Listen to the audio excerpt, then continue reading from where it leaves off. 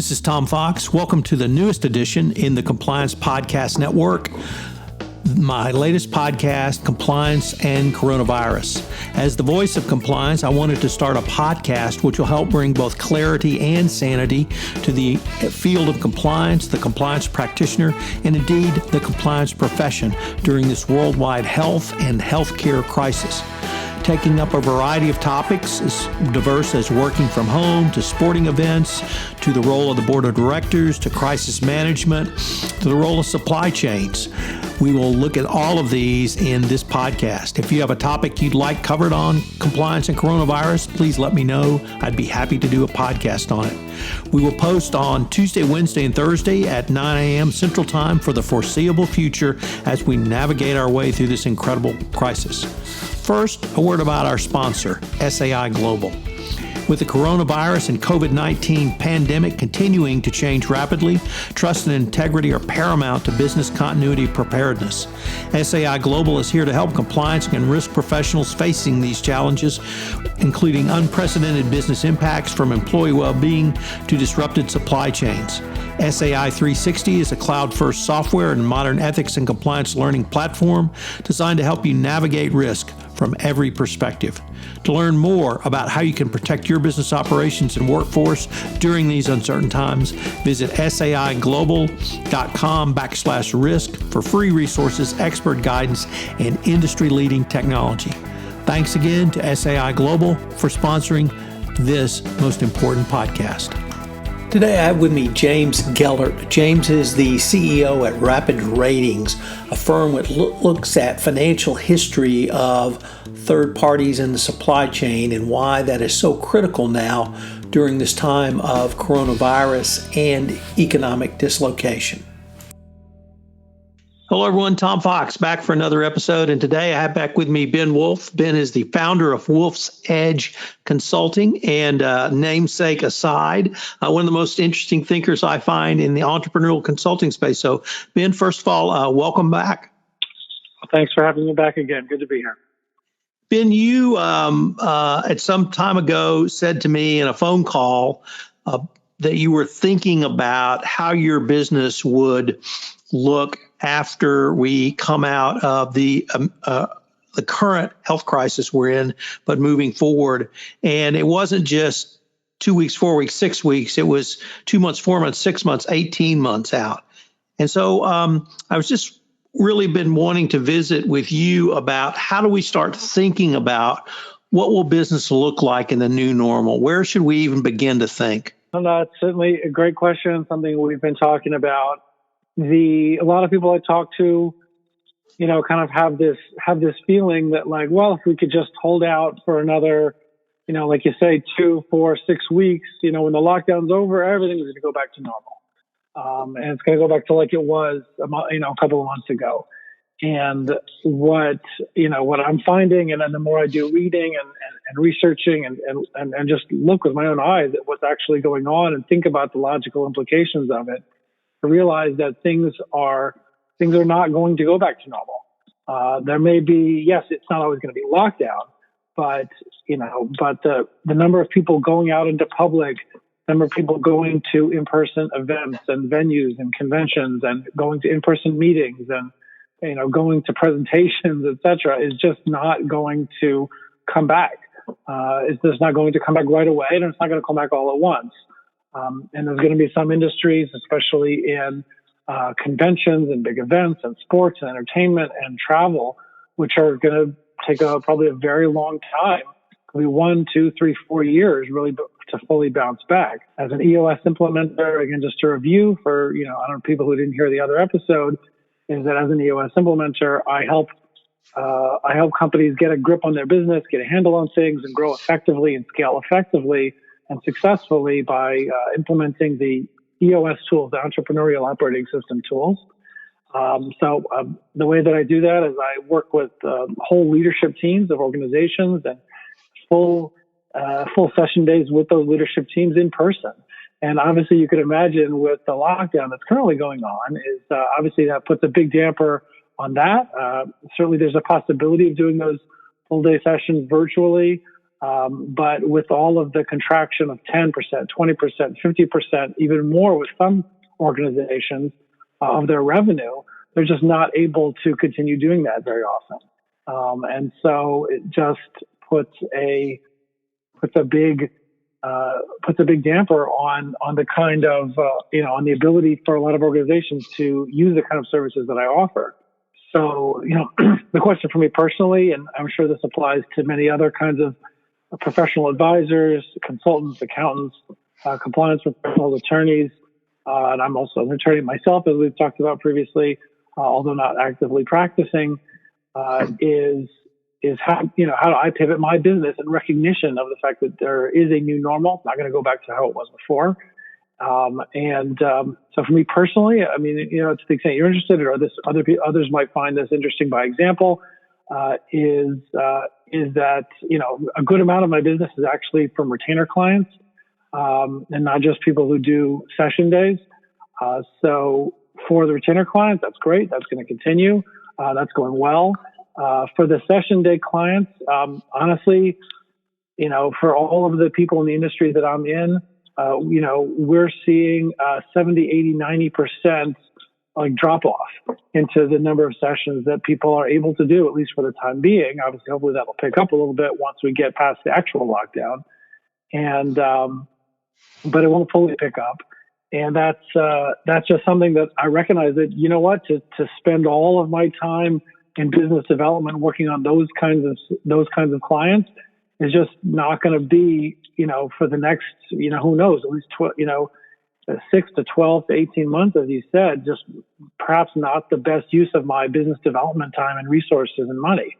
So I'm going to be more focused on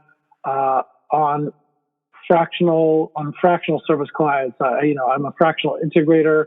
I've been, I have a lot of operational experience, and so able to help companies as a fractional chief operating officer, which I call a fractional integrator, and using the EOS model and EOS terminology.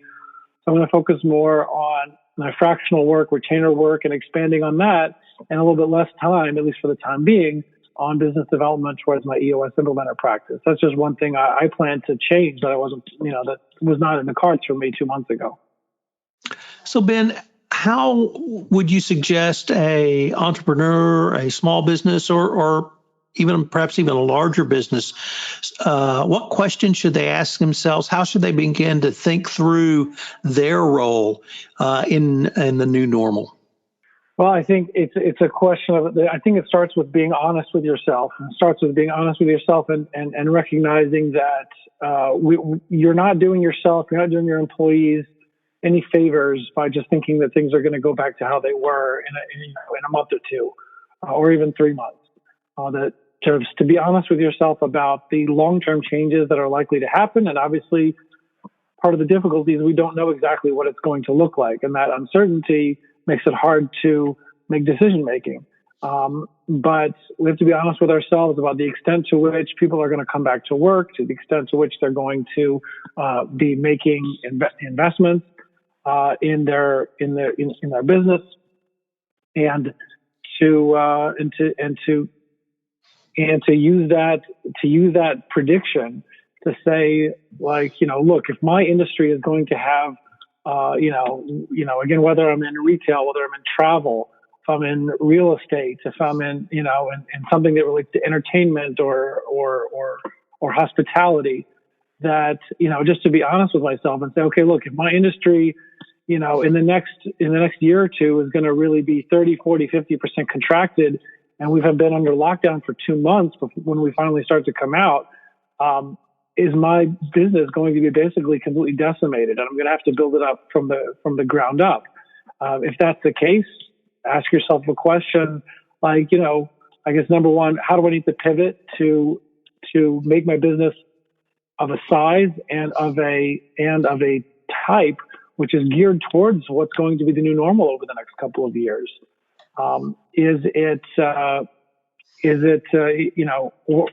Maybe what I've been doing in the business I've had for the last 5-10 years, maybe I don't really enjoy it that much anymore anyway. And if I'm basically rebuilding it from scratch, why even go into the same business that I was before? If I have to build something up again, maybe look at my unique ability in the using the terminology from Dan Sullivan, strategic coach, to see what's my unique ability, what are my God-given talents, what are my God-given interests, and what are the things that I am maybe I've had to do but I'm not great at and don't love or even hate, and think like, okay, what's more in line with my unique ability? What's maybe a new or a different business that I could go into, or a different line of business, or a different product or an adapted product that's going to make more sense given the new normal.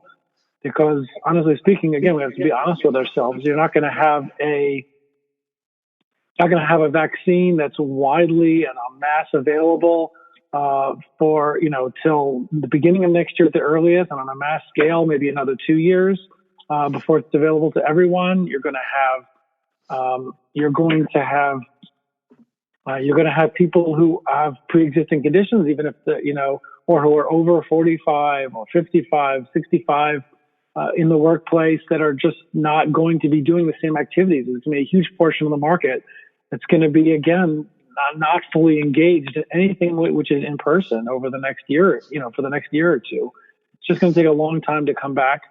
And to be honest with ourselves about that, and think what other lines of business, what other products, what other services, or whatever complete different businesses might be more suited to my interests and my talents than what I was doing before, and to try to be fearless about pursuing those and pivoting and changing directions, and maybe using it as an opportunity for a new start, that you just were too invested in what you did before, that you just wouldn't have had the bravery to make a change before. Maybe now this is the opportunity to make a change that you really would have liked to do earlier but couldn't.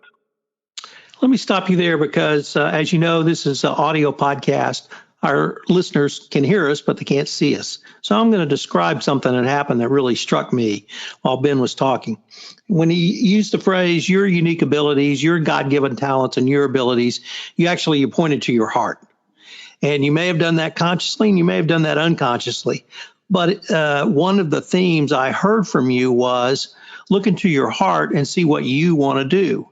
And this may be an opportunity for you as a person, you as an entrepreneur, you as a business person, to really do that, to look into your heart and say, this is not what I want to do with the rest of my life. I do want to make a pivot. And if financial circumstances or economic dislocation are going to cause me to need to do so, now might be a time to do that. Would that also be a part of your message, to look into your own heart and follow that a little bit? Yeah, absolutely. That's a great way of saying, a similar point to what I was saying. Look in your heart, see where your unique abilities are. In EOS, one of the tools I teach clients is to use a tool called Delegate and Elevate, meaning it's a tool to help you clarify what parts of what you're doing you should be delegating to other people, so that you can elevate yourself to your own unique ability and focus more time and energy on your highest and your own personal highest and best use. And one of the things we do is we ask somebody who's doing this exercise to write down, spend maybe a day or two and write down all the little tasks you do every day and every week, just all the little things that you have to do, or the big things. Just write all the things that you have to do, and then divide those up into, and then after you have that whole list, divide those up into 4 quadrants on a sheet of paper. One of those quadrants is called love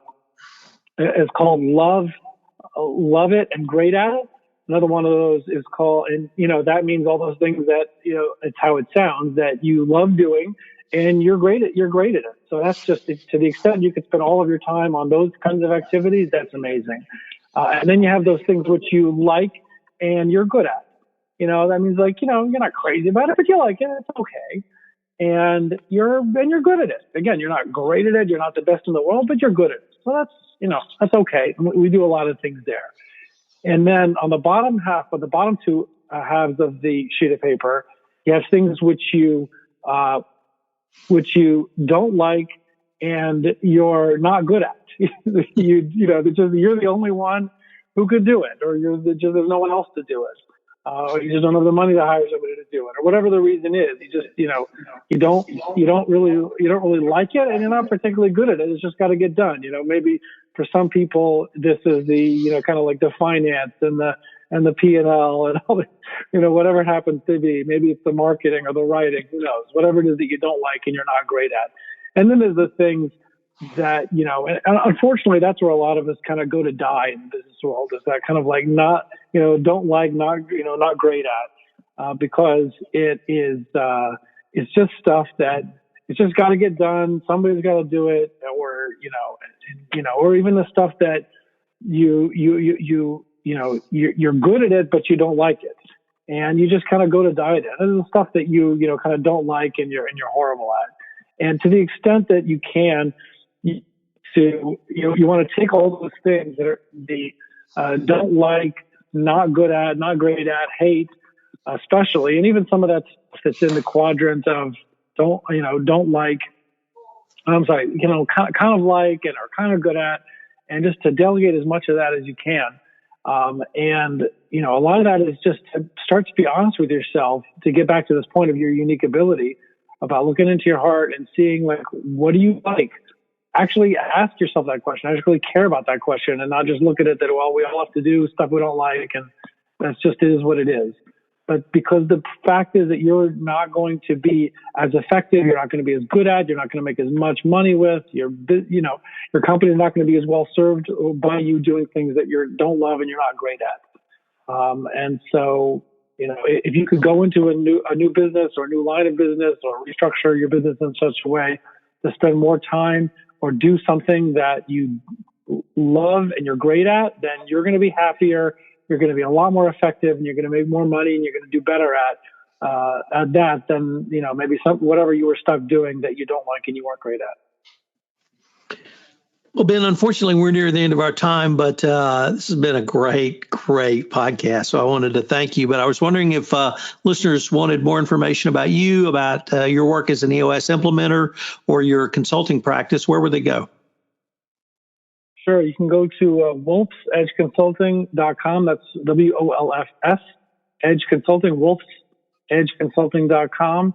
You can find more about what I do there. I guess, in short, I can help people, again, with EOS implementation or, business coaching. They can get in touch with me.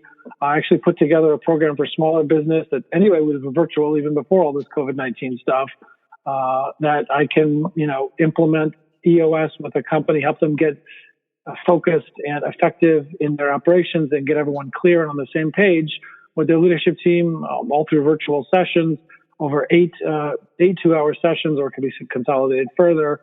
And so people can get in touch with me to find out more about that and get a flyer about that. Well, Ben, thank you. And I look forward to continuing the conversation. Looking forward. Thank you. Hello, everyone. This is Tom Fox again. I'd like to thank you for listening to this episode of Compliance and Coronavirus. If you have any questions or you have a topic you would like explored on this podcast, please shoot me an email at tfox@tfoxlaw.com. Also, as a call to action, I would ask if you could to please tell one of your friends about the podcast so we can spread the word out about the newest podcast on the Compliance Podcast Network.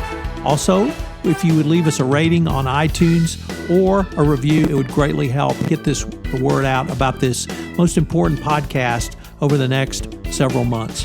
Thanks again for listening, and I hope you'll join me for our next episode of Compliance and Coronavirus. This podcast is a production of the Compliance Podcast Network.